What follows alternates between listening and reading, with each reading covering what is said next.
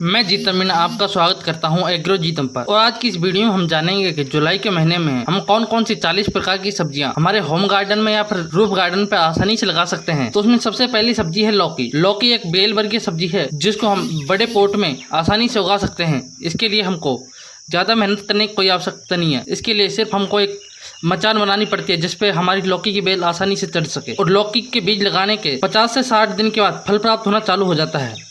फिर हमारी दूसरी सब्जी है करेला। करेला भी एक कद्दू वर्गीय सब्जी है जो कि एक बेल वर्गीय फल है। इसके फल हमको बीज लगाने के 50 से 60 दिन बाद प्राप्त हो जाते हैं। फिर आती है हमारी ब्रोकली। ब्रोकली एक गोभी वर्गीय सब्जी है जिसके लिए सबसे पहले हमको पौध तैयार करनी होती है। तो पौध तैयार करने में हमको करीब 20 से 25 दिन लगते हैं। फिर उस पौध को हम रिपोर्ट कर देते हैं और उसके 80 से 90 दिन बाद हमको ब्रोकली प्राप्त हो जाती है।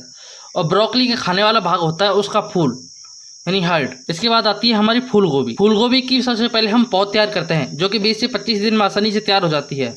और इसमें भी फलाने के लिए करीब 80 से 90 दिन लगते हैं। फिर है मक्का। मक्का वैसे तो अनाजों में आता है पर इसको हम सब्जियों की तरह भी यूज कर सकते हैं जिसकी बुआई हम जुलाई के महीने में कर सकते हैं और रेनी सीजन में अच्छी तरीके से हो जाता है। और करीब 80 से 90 दिन बाद हमको मक्के के भुट्टे प्राप्त हो जाते हैं। इसके बाद आती है फ्रेंच बीन। फ्रेंच बीन भी एक ऐसी सब्जी है जो कि बेल वर्गीय है और यहाँ पे हमें लंबी लंबी फलियां मिलती हैं जो कि बीज की बुआई के करीब 45 से 50 दिन बाद हमें फलियां मिलना प्रारंभ हो जाता है। फिर आता है टमाटर। टमाटर उगाने से पहले हमको करीब 20 से 25 दिन पहले टमाटर की पौध तैयार करनी होती है। फिर उस पौध को हम रिपोर्ट करते हैं और करीब 80 से 90 दिन बाद हमको अच्छे टमाटर मिलना प्राप्त हो जाते हैं। इसके बाद है बैंगन।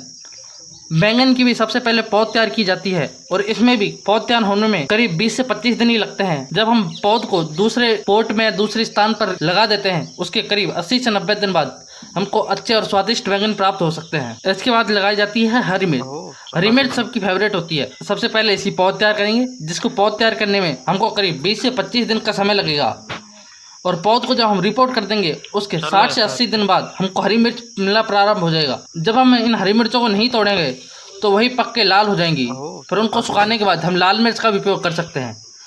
फिर आती है दूसरी सब्जी शिमला मिर्च। शिमला मिर्च की भी सबसे पहले पौध तैयार करते हैं जिसके लिए हमें करीब 20 से 25 दिन का टाइम लगता है। फिर 65 से 70 दिन में हमको अच्छी और स्वादिष्ट शिमला मिर्च प्राप्त हो सकती हैं। तोरई को हम सीधा ही जमीन में लगाते हैं। तोरई के बीजों को हम सीधा ही जमीन में लगाते हैं जिससे कि अच्छी तरीके से ग्रो हो सकें। और बीज को लगाने के करीब 60 से 80 दिन बाद हमको लंबी और अच्छी तोरई प्राप्त होती है। फिर इसके बाद है गिलकी। गिलकी भी एक तोरई की प्रजाति है जिसको भी हम सीधा ज़मीन में लगाते हैं और लगाने के करीब 60 से 80 दिन बाद हमको अच्छी गिलकी प्राप्त हो जाती है। फिर आता है कद्दू जिसको कुछ लोग कद्दू बोलते हैं और इंग्लिश में इसको कहते हैं पंपकिन।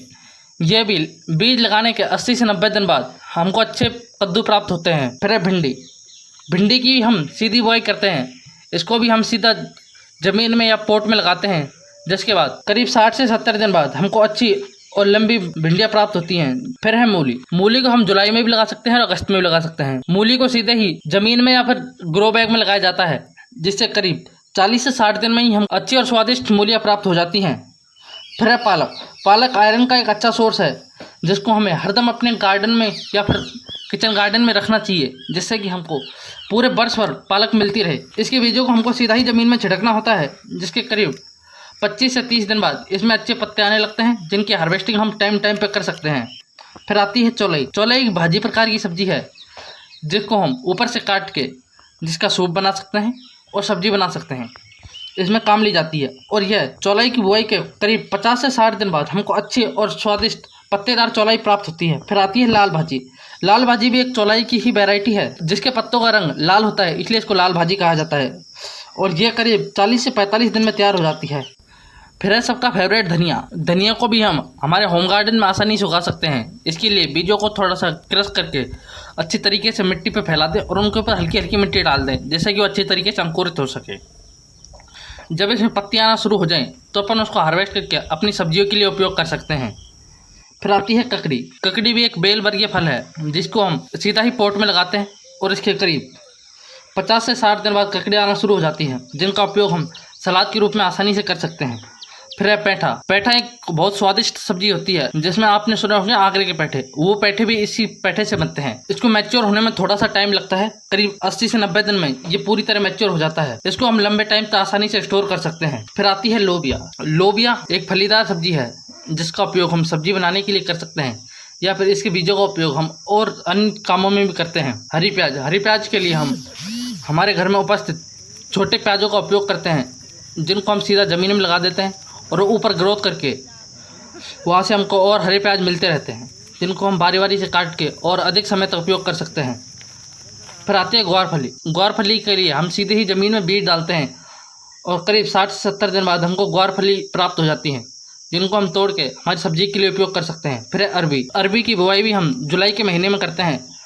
अरबी की बुआई के बाद करीब 2 से 3 महीने यानी 60 से 70 दिन बाद हमको यहाँ से अच्छे अरबी के बड़े पत्ते प्राप्त होते हैं, जिसका उपयोग हम सब्जी बनाने के लिए, पकौड़े बनाने के लिए आदि के लिए उपयोग करते हैं। और करीब 8 से 10 महीने बाद हमको यहाँ से अरबी के कंद मिलते हैं, यानी अरबियाँ मिलती हैं, तो हम इसको भी हमारे जुलाई के महीने में आसानी से उगा सकते हैं। फिर है शकरकंद को भी हम आसानी से उगा सकते हैं, जिसके लिए हमको शकरकंद की पुरानी बेल का उपयोग करते हैं, यानी उसके तने को ही मिट्टी में लगा देते हैं और वहीं से हमको और ग्रोथ मिलती है और वहीं पे हमको अच्छी शकरकंद प्राप्त हो जाती है। शलगम को भी हम जुलाई के महीने में आसानी से उगा सकते हैं। इसको भी मूली की तरह हम सीधा ही ज़मीन में लगा देते हैं और वहाँ से हमको अच्छे शलगम प्राप्त हो जाते हैं। खीरे को भी हम आसानी से जुलाई के महीने में उगा सकते हैं।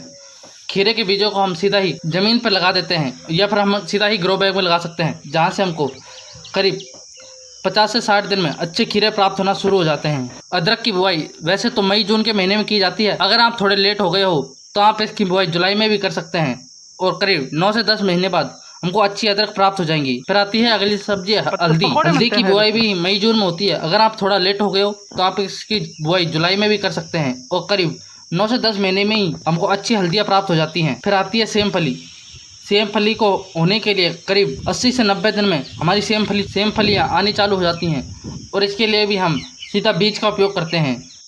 फिर ककोरा एक करेला वर्गीय सब्जी है, जिसके लिए हम ककोरे के बीजों को सीधा ज़मीन में लगाते हैं और इसके लिए मचान बनाते हैं, जिससे कि ऊपर अच्छी तरीके से फैल सके और यहाँ से हम अच्छे ककोरे प्राप्त कर सकें।